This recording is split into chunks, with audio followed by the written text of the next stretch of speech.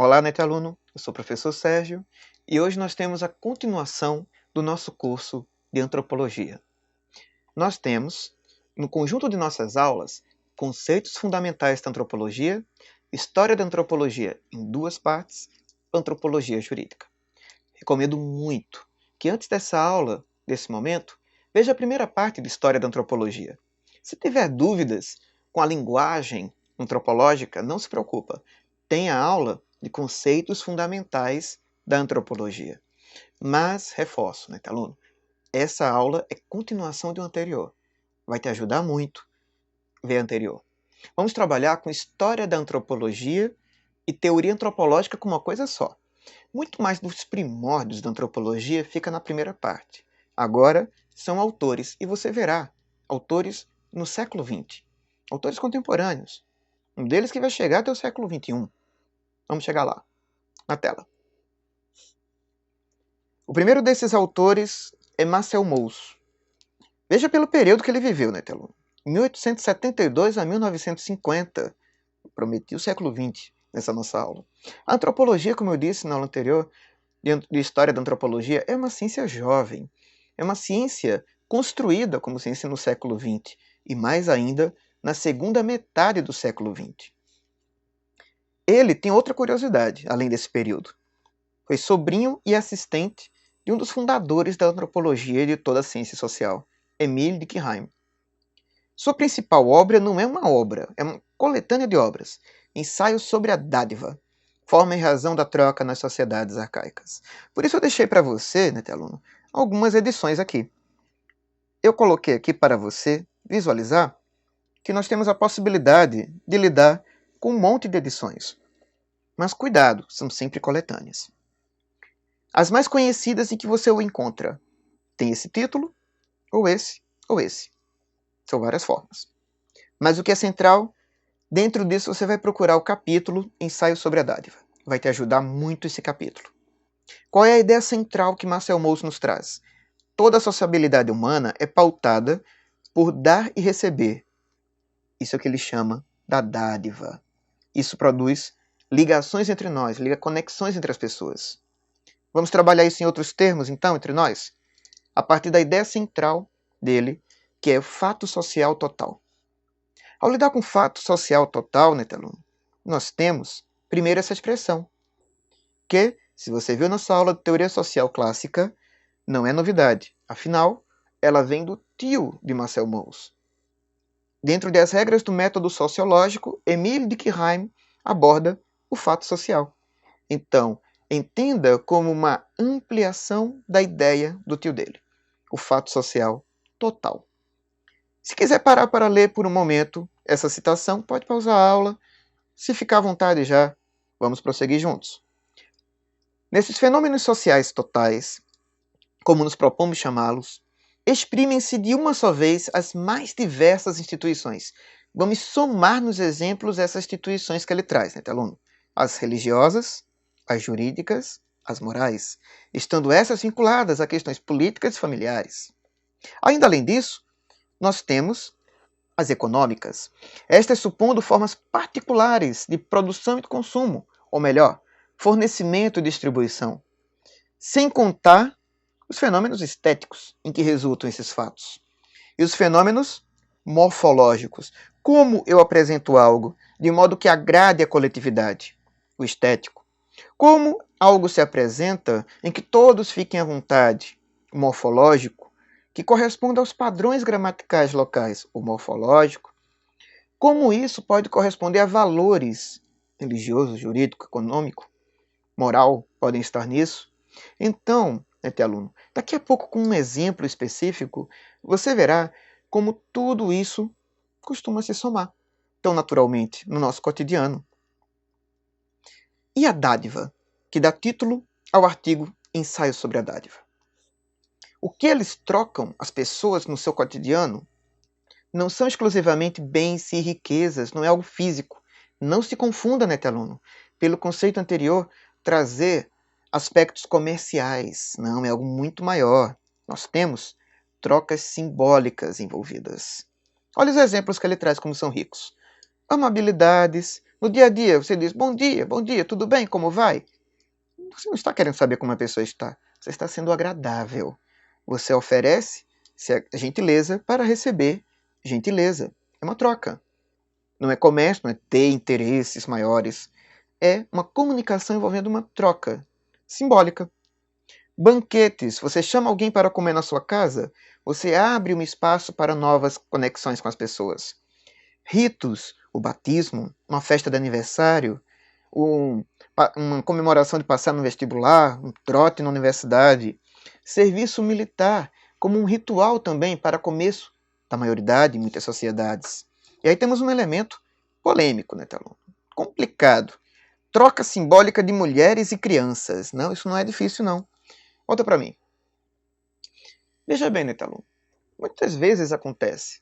Tem os casais de adultos se encontrando e vai ter a mesa das crianças. Ou seja, agora é conversa séria, conversa só dos pais, é um momento de ficar à vontade. É uma troca simbólica. Por isso que ele fala uma troca de mulheres. Não pense em outras coisas. Troca de crianças. Poder levar meus filhos para se encontrar com seus filhos gera uma intimidade. Agrupa aquelas famílias, cria novas conexões. Então, toda troca simbólica está descrita no ensaio sobre a dádiva, nessa visão geral. Vamos continuar então agora na tela. Danças. Não precisa ser um dançarino profissional, mas apenas se socializar, entrar naquele grupo. Festas, feiras, dos quais o mercado é só um momento. A prática econômica ali não é tudo. Importa também, como diriam na administração muitas vezes, o network construído. Importa muitas vezes que aquelas pessoas se encontrem, simplesmente. E nos quais a circulação de riquezas não passa de um dos termos de um contrato bem mais geral e bem mais permanente. Vamos fazer o seguinte, né, aluno? Guarda o bem mais permanente, você vai precisar disso. Enfim, essas prestações e contraprestações se estabelecem de uma forma, sobretudo, voluntária. Olha que é permanente e é voluntário. Por meio de regalos, presentes, embora elas sejam, no fundo, obrigatórias. Como é que é voluntário e obrigatório? Sob pena de guerra privada ou pública, vão gerar conflitos. Propusemos chamar isso de sistema de prestações sociais totais. E agora, veja comigo, né, aluno, esses termos que nós temos. Algo que vai se convertendo em permanente na coletividade. Você tem a sua adesão voluntária a certas práticas coletivas. Por meio de quê? De trocas simbólicas. Então, a obrigatoriedade é depois que você escolhe aderir a certas práticas. E se torna uma estabilidade social a longo prazo.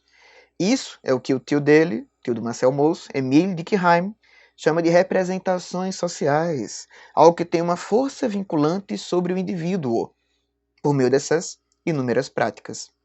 Vamos exemplificar um pouco mais agora? Eu trouxe um exemplo para você, né, aluno?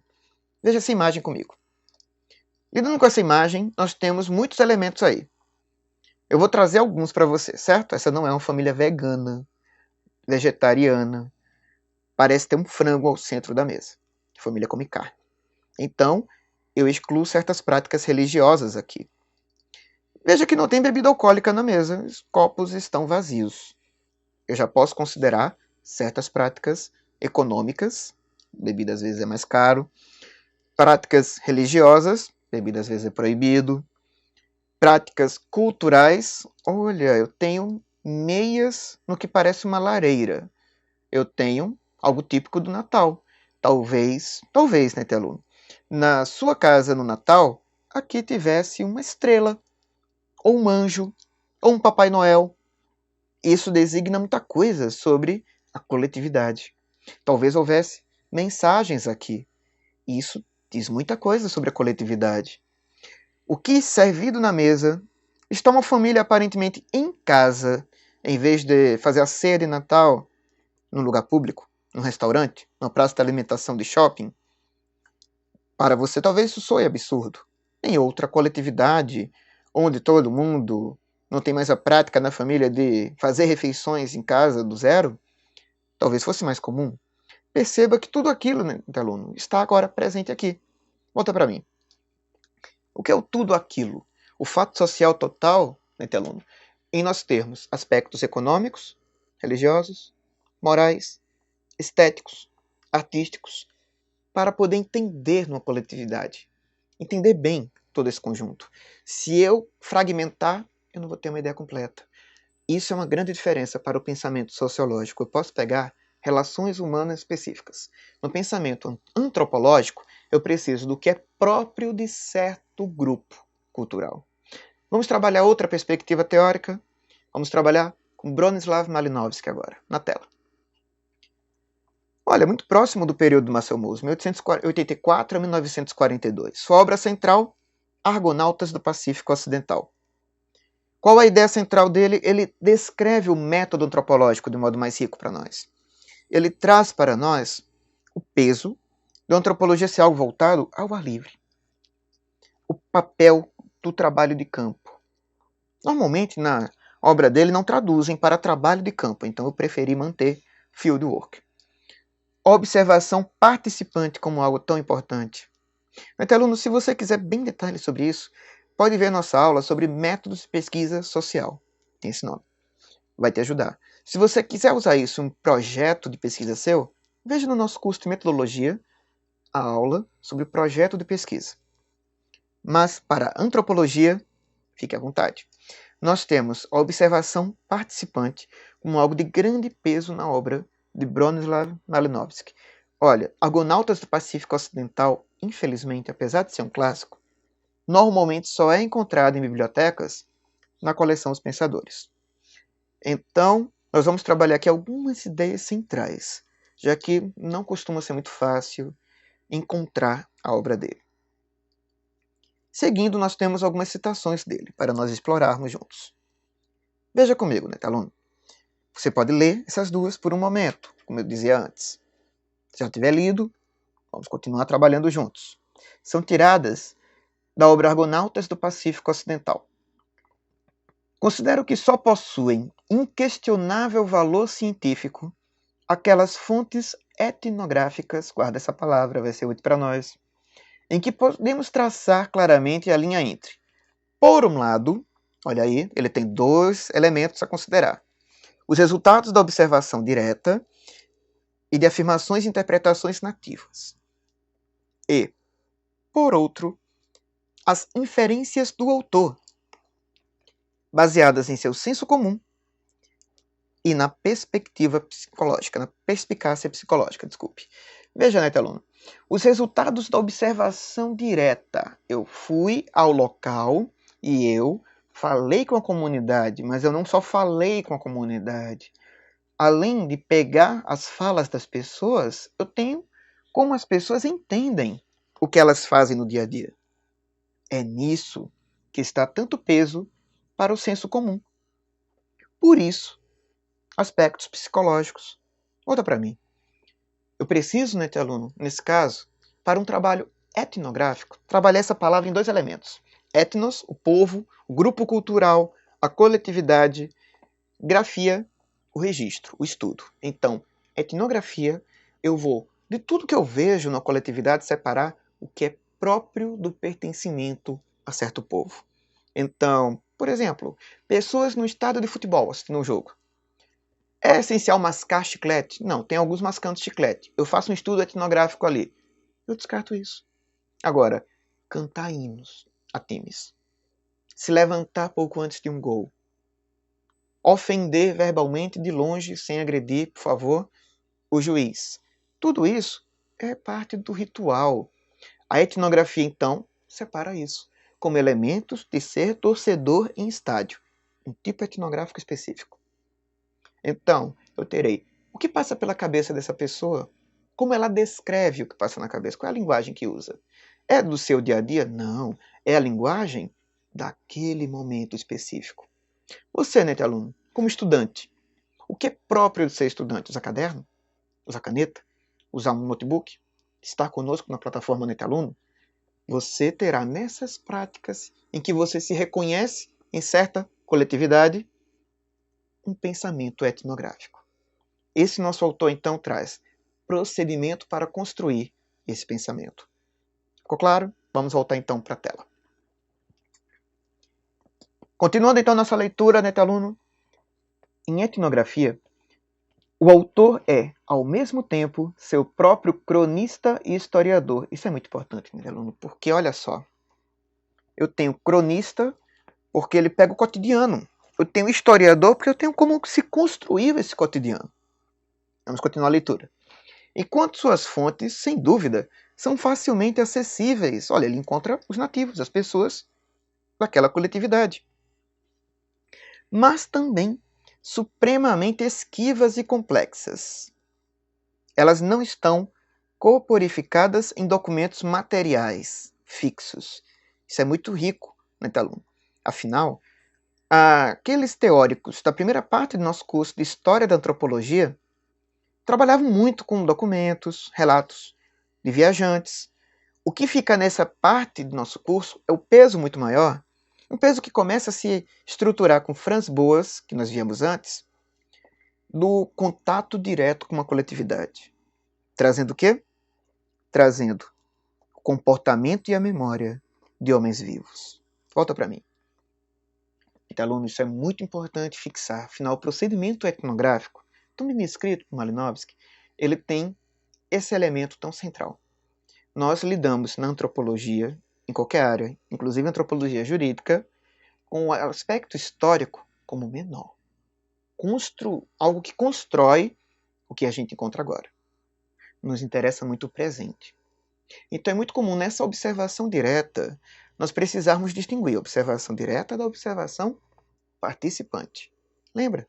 Que em outra citação ela aparecia? Pois é. A observação participante. Eu entro na comunidade. Pega o meu exemplo, né, aluno, da torcida de futebol. Você estará lá como torcedor, observação participante. Você estará filmando num canto, fotografando, para guardar registros. Você se separou do grupo. Observação não participante. Nos dois casos, é observação direta. Você estava lá. Estamos lidando com antropologia jurídica e você quer estudar o cotidiano de um tribunal superior, assistindo à TV Justiça, você não estará na observação direta. É indireta. A câmera não é sua. Você não escolheu a posição em que a câmera fica.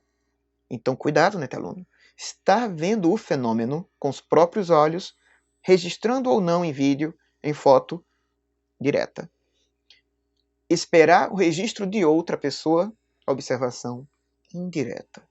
Na antropologia, damos sempre uma especial preferência à observação direta. Por quê? Para ninguém ser mediador, intermediário, atrapalhando o olhar do pesquisador. Temos que ter isso como ponto central.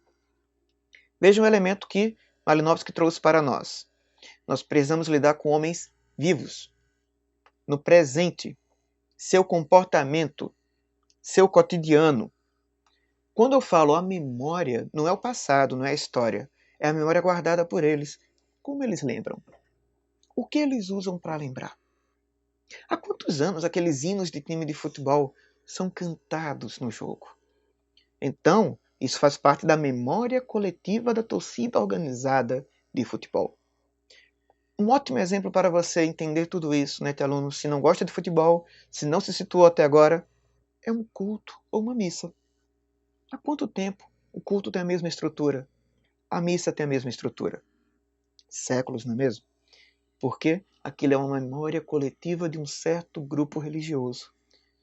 Ao mesmo tempo, um comportamento com certos significados. Eu tenho que estudar como essas pessoas dão sentido ao que fazem. Se isso ficou claro, você entendeu, né, aluno, o que é fazer antropologia com etnografia. Então vamos voltar para examinar agora mais elementos de nossa obra com o que é etnografia. Na tela, nós temos duas novas citações de Argonautas do Pacífico Ocidental, de Bronislaw Malinowski. O etnógrafo de campo, olha, aluno, eu falei na aula anterior, mas não custa nada repetir. O antropólogo aparece para muitos antropólogos descrito como etnógrafo, principalmente autores mais antigos. Então, encontrou essa palavra, eu estou falando de antropólogo. Vamos lá, vamos trabalhar isso então um pouquinho mais. O etnógrafo de campo Essa é a expressão que vai designar um antropólogo. Tem de cobrir séria e sobriamente a extensão completa dos fenômenos em cada aspecto da cultura tribal estudada. Cada aspecto, mas não é tudo. Cada aspecto que constitui fazer parte dessa cultura. E quando ele fala tribal, porque até então a etnografia só se restringia a comunidades exóticas, distantes, separadas, tidas às vezes como primitivas. Indígenas, quilombolas poderiam ser bons exemplos. Nós temos isso bem mais diversificado hoje em dia. Vamos continuar a leitura. Não fazendo nenhuma diferença entre o que é banal, apagado, comum, e o que o impressiona como assombroso e extraordinário. Isso, né, aluno? É muito importante. Volta para mim. Isso é a objetividade na pesquisa. Me divertiu, me empolgou, fiquei animado, mas não é essencial para entender aquele povo? Desconsidero. Foi entediante, desagradável aquela prática, mas é útil para entender aquele povo? Fica. Não importa o meu sentimento pessoal como pesquisador, importa se contribui para entender a realidade daquela coletividade.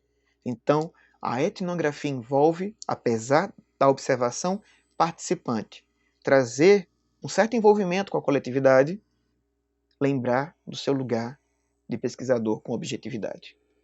Essa é a distinção que está nesse parágrafo. Vamos para o seguinte, na tela.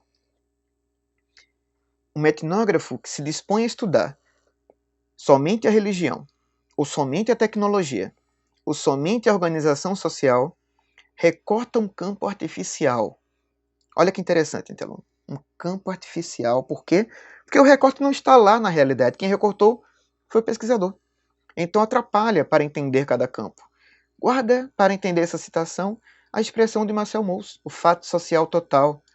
No nosso dia a dia, eu pratico a minha religião, tendo elementos tecnológicos envolvidos, aquilo fazendo parte da organização da minha família, de práticas econômicas, sem ter na realidade como distinguir muitas vezes. Então, por que o pesquisador vai separar? Pois bem, um etnógrafo que se dispõe a estudar somente a religião, ou somente a tecnologia, ou somente a organização social, recorta um campo artificial, porque foi ele que recortou, não está lá o recorte, para a investigação, e será seriamente prejudicado em seu trabalho. Roda para mim.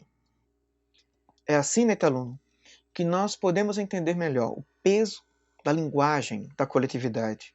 Porque na linguagem as pessoas muitas vezes vão usar termos de uma certa prática na minha cabeça para certos contextos diferentes. Então, o que importa é como as pessoas se expressam, que valores aquilo representa, que significado compartilham, e não os meus significados, meus valores. É aí que está a essência da objetividade. Vamos trabalhar agora a última das correntes teóricas contemporâneas da antropologia, a contribuição de Claude Lévi-Strauss. Na tela. Eu separei algumas obras de grande importância dele, né, tela? As estruturas elementares do parentesco, antropologia estrutural, pensamento selvagem, mitológicas, mas o que eu quero que você guarde com mais atenção é um elemento muito interessante. Essa foto, olha como ela é relativamente recente, não é mesmo? Boa resolução, boas cores. Sabem por quê? Olha aí a data que ele morreu, o ano que ele morreu. Ele viveu de 1908 a 2009. E nos últimos 2 anos de vida ainda produzia, dava entrevistas, aulas magnas. Suas ideias centrais abordam o estruturalismo da linguística na antropologia. Parentesco e mitos. Olha, né, aluno, quiser exemplificar, situa Lévi-Strauss, as categorias dele, no direito de família, e você vai ver daqui a pouco a riqueza que é isso para nós. Ele trabalha a passagem da natureza à cultura, que eram elementos atribuídos à biologia que foram desnaturalizados. A forma como nos reproduzimos, os processos de aprendizado e de sobrevivência, como isso se tornou parte da cultura, em vez de ser condicionamento genético. Isso importa muito para ele. A passagem da natureza à cultura institui a reciprocidade e reconhece a existência social do outro. Volta para mim. Então, o aluno guarda sempre lá dos conceitos fundamentais, mas agora com grande peso. O reconhecimento do outro, a ideia de alteridade, a alteridade, o reconhecer o outro, é inseri-lo em certas práticas coletivas e, ao mesmo tempo, ouvi-lo, entender o papel que ele tem dentro daquela coletividade. Então, isso é essencial na antropologia. Nós trabalhamos muito isso.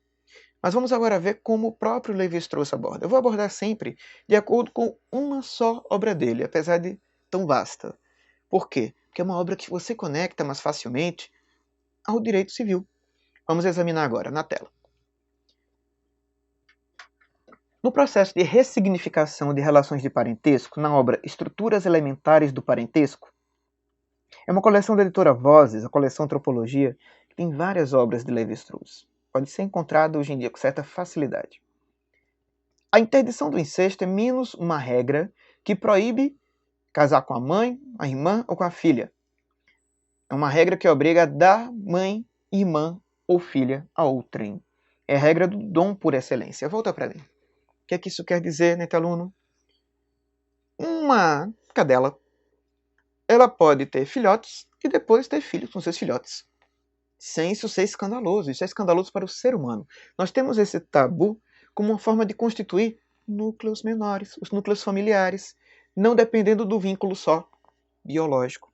Então, quando designo alguém como mãe, ela não é simplesmente minha mãe.